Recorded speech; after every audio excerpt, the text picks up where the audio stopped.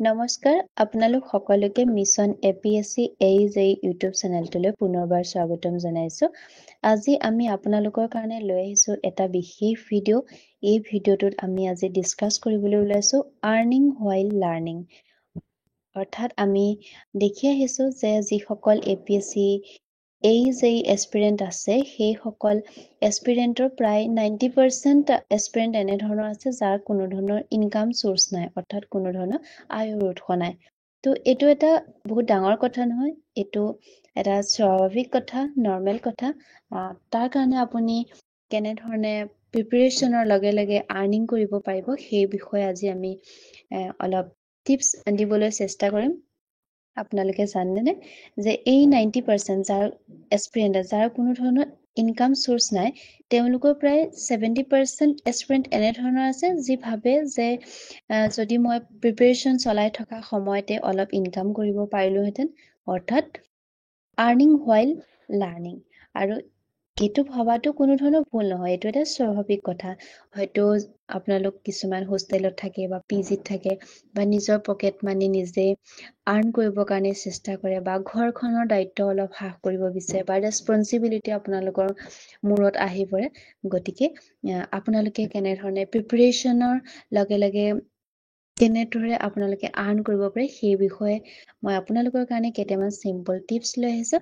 আহক আমি আলোচনা কৰো সেই টিপস কেইটাৰ বিষয়ে জানো। আহক আমি ৱে কেইটা জানো। ফাৰ্ষ্ট ৱেটো হৈছে টিচিং, অৰ্থাৎ পঢ়ুৱাটো। টিচিং হৈছে আটাইতকৈ চিম্পল আৰু বেছি ব্যৱহৃত উপায়। তো এতিয়াও এনেধৰণৰ বহুত এক্সপেৰিয়েন্স আছে যোনসকল এক্সপেৰিয়েন্সে টিউচনৰ থ্ৰুদি অৰ্থাৎ তেওঁলোকে ইনকাম কৰি তেওঁলোকৰ প্ৰিপাৰেচনটো চলাই গৈ আছে। তো আপোনালোকে সেই টিচিংটো দুই ধৰণে কৰিব পাৰে। হয়তো আপোনালোকে অফলাইন টিচিং চুজ কৰিব পাৰে, নহলে অনলাইন টিচিং চুজ কৰিব পাৰে। তো অফলাইন টিচিং মানে কোনটোক আমি বুজাইছো, তো আপুনি কি কৰিব, আপোনাৰ ওচৰে পাজৰে যোনখিনি স্কুল গোয়িং ষ্টুডেন্ট আছে তেওঁলোকক আপোনালোকে প্ৰাইমেৰী স্কুলৰ হওক সেই ষ্টুডেণ্টখিনিক আপোনালোকে পঢ়াব পাৰে। তো যদি আপুনি প্ৰাইমেৰী স্কুলৰ ষ্টুডেণ্টখিনিক পঢ়ায় তেতিয়া আপোনাৰ বেছি প্ৰিপাৰেচনৰ প্ৰয়োজন নহয়, অৰ্থাৎ আপুনি প্ৰিপাৰেচন কৰিবই নালাগে কাৰণ আপুনি অলৰেডি সেই বিষয়সমূহৰ বিষয়ে জ্ঞাত। গতিকে আপুনি প্ৰতিদিনে 2-3 ঘণ্টা সময় আপোনালোকে কোচিং ক্লাছে হওক বা টিউচনটো আপুনি পঢ়াই আপুনি ইনকাম কৰিব পাৰে।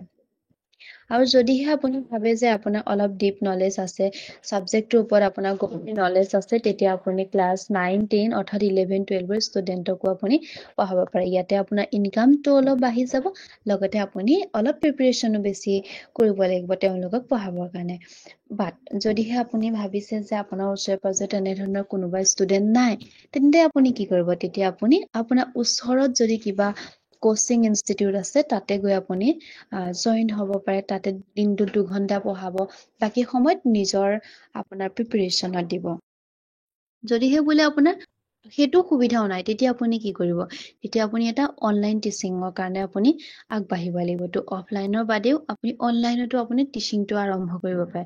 বিভিন্ন ধৰণৰ তেনেধৰণৰ ৱেবছাইট আছে যাৰ থ্ৰুদি আপুনি অনলাইন ক্লাছ ল'ব পাৰে।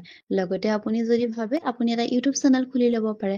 ইউটিউব চেনেল খুলি তাতে আপুনি ভিডিঅ'সমূহ আপলোড কৰিব পাৰে। তো আৰম্ভণিতে আপোনাৰ বেছি ইনভেষ্ট কৰা সেই ইউটিউব চেনেলটোত কোনো জৰুৰী নাই যে মই বহুত ধুনীয়াকে বনাম, বহুত ভাল ভাল ইকুইপমেন্ট লৈহে মই ভিডিঅ'টো বনাম, এনেধৰণৰ নহয়। তো আৰম্ভণিতে আপুনি এটা মোবাইল ফোন যিটো সকলোৰে থাকে আৰু কাগজ পেন পেপাৰ হ'লেই যথেষ্ট হয়। তো আপোনাৰ ভিডিঅ'বোৰ যদি ভালদৰে বনাব পাৰে বা ভালদৰে চলিবলৈ ধৰে, তেতিয়া আপুনি লাহে লাহে পিছলৈ ইচ্ছা কৰিলে উন্নত ইকুইপমেন্ট লৈ আপুনি লাহে লাহে আপগ্ৰেড হ'ব পাৰিব। আৰু যদিহে ভাবে আপুনি ফেচ ওলাব লাজ লাগে বা বহুতে কি হয় বহুত ইন্ট্ৰভাৰ্ট থাকে যে মুখখন ওলাব লাজ কৰে, তো তেতিয়া আপুনি ফেচলেছ হৈ ভিডিঅ' বনাব পাৰে, য'ত কেৱল আপুনি কাগজত লিখি বুজাই ভিডিঅ' ৰেকৰ্ড কৰি আপলোড কৰিব পাৰিব। তো এনেধৰণে আপুনি যদি কৰে তেতিয়া আপোনাৰ কি হ'ব, কনফিডেন্সটো বাঢ়িব। যদি আপোনাৰ আত্মবিশ্বাস থাকে, পঢ়ুৱাৰ আপোনাৰ সেই স্কিলখিনি বাঢ়ি যাব আৰু আপুনি কোনো ধৰণৰ অসুবিধা নোহোৱাকৈ লাহে লাহে আপোনাৰ ইনকামটো গ্ৰ'থ হ'বলৈ ধৰিব। আমি দ্বিতীয় ৱেটোৰ বিষয়ে জানো। দ্বিতীয় ৱেটো হৈছে ফ্ৰিলেন্সিং, যিটো বিষয়ে আপোনালোকে প্ৰায় শুনিয়ে থাকে।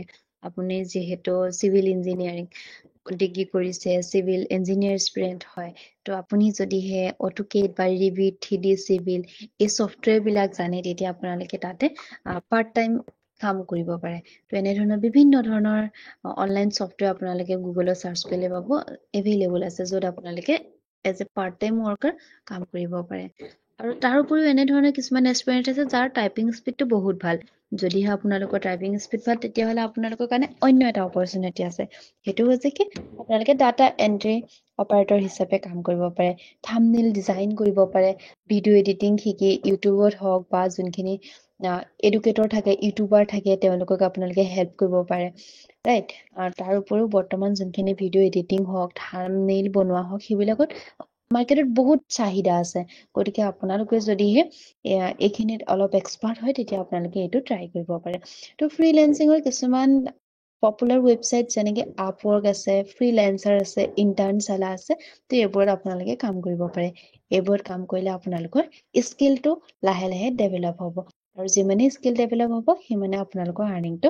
ভাল হ'ব আহক এতিয়া আমি ডিছকাছ কৰোঁ ৱে নাম্বাৰ 3 ৱে নাম্বাৰ 3টো হৈছে কণ্টেণ্ট ক্ৰিয়েশ্যন তো আপোনালোকে এই কণ্টেণ্ট ক্ৰিয়েটৰবিলাকৰ বিষয়ে জানে গতিকে কণ্টেণ্ট ক্ৰিয়েশ্যনটো বৰ্তমান সময় এটা মষ্ট পপুলাৰ কণ্টেণ্ট হয় তো আপোনালোকে কি কৰিব আপোনালোক ইনফ্লুৱেঞ্চাৰ হ'ব নালাগে মানে কিন্তু আপোনালোকে ইউটিউব শ্বৰ্টছবিলাক হওক বা ইনষ্টাগ্ৰাম ৰিলছ বা যোনটো ফেচবুক আছে ফেচবুকবিলাকত আপোনালোকে স্মল বা ক্ষুদ্ৰ 1 মিনিট 2 মিনিটৰ ভিডিঅ' বনাই আপোনালোকে শ্বেয়াৰ কৰিব পাৰে তো এতিয়া বহুতৰ মনত কুৱেশ্যন আহে যে আমি কি ভিডিঅ' বনাম তো ছাপ'জ আপোনালোকে এইটো প্ৰিপেৰেশ্যন কৰে যেতিয়া কিছুমান এক্সপেৰিয়েণ্ট এনেকুৱা ধৰণৰ আছে যিসকল মানে লাইব্ৰেৰীত পঢ়িবলৈ যায় যদিহে আপুনি লাইব্ৰেৰীত পঢ়িব গৈছে তো লাইব্ৰেৰীত সেই পঢ়াৰ সেই দৃশ্যটো দেখাওক যদিহে আপুনি জিমলৈ গৈছে তো জিমৰ দৃশ্য দেখাওক তাৰ অলপ অলপ ক্লিপ ৰাখক তো তেনেধৰণে সেই ক্লিপবিলাক একেলগ কৰি আপোনালোকে a day in my life বুলি আপোনালোকে এটা ভিডিঅ' বনাব পাৰে বা লগতে আপোনালোকে যিহেতু কম্পিটিটিভ এক্সামৰ কাৰণে প্ৰিপেৰেশ্যন কৰি আছে তো আপোনাৰ প্ৰিপেৰেশ্যনটো কোনটো ষ্টেজত পাইছে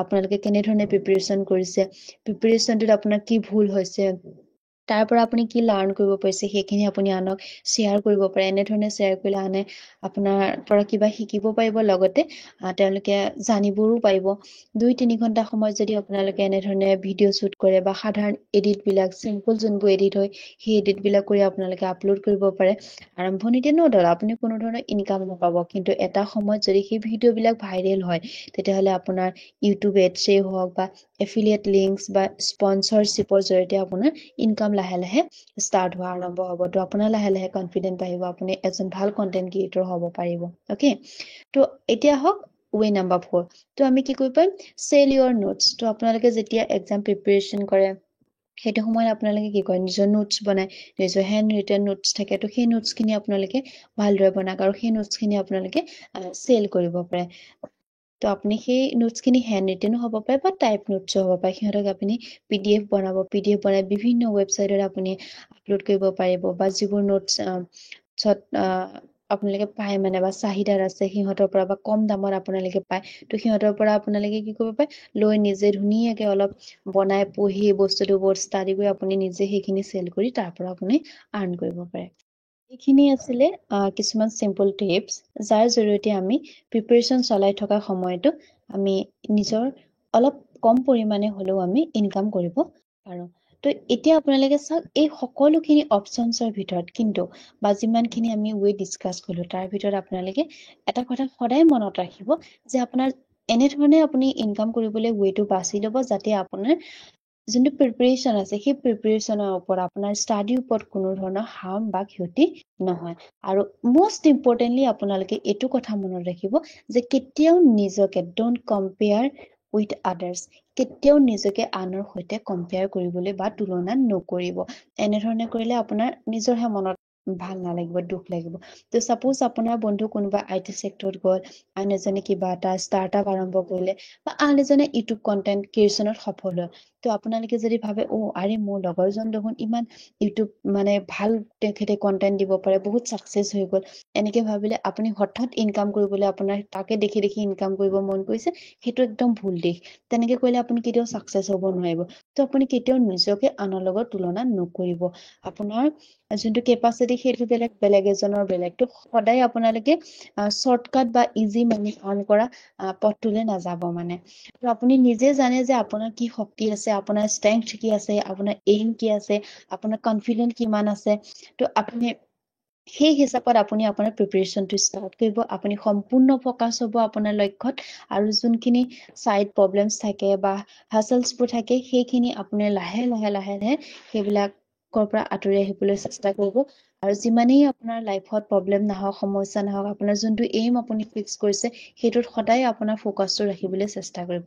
আৰু এটা কথা সদায় মনত ৰাখিব, যদিহে আপোনাৰ সপোনটো ডাঙৰ হয় তো আপোনাৰ সংগ্ৰামখনো সিমানেই ডাঙৰ হ'ব। ঠিক আছে, তো আপুনি জীৱনৰ অন্যৰ সৈতে, বেলেগ কাৰোবাৰ সৈতে তুলনা কৰি চলিব নোৱাৰে। সদায় নিজৰ পথত চলিবৰ কাৰণে আপোনালোকে সদায় নিজৰ ওপৰত বিশ্বাস ৰাখিব আৰু সেইমতে কাম কৰি যাব। তো এইখিনি আছিলে কিছুমান চিম্পল ৱে যাৰ দ্বাৰা এস্পিৰেণ্টসকলে আৰ্ণ হোৱাইল ইউ লাৰ্ণ কৰিব পাৰে। যদিহে আপোনালোকে এই উপায়বিলাক ভাল লাগে সেইমতে আপোনালোকে আৰম্ভ কৰিব পাৰে। আৰু আপোনালোকৰ কোনো ধৰণৰ প্ৰশ্ন বা ডাউট থাকিলে কমেণ্ট ছেকশ্যনত জনাব পাৰিব, মই নিশ্চয় আপোনালোকক সহায় কৰিম। ধন্যবাদ সকলোকে।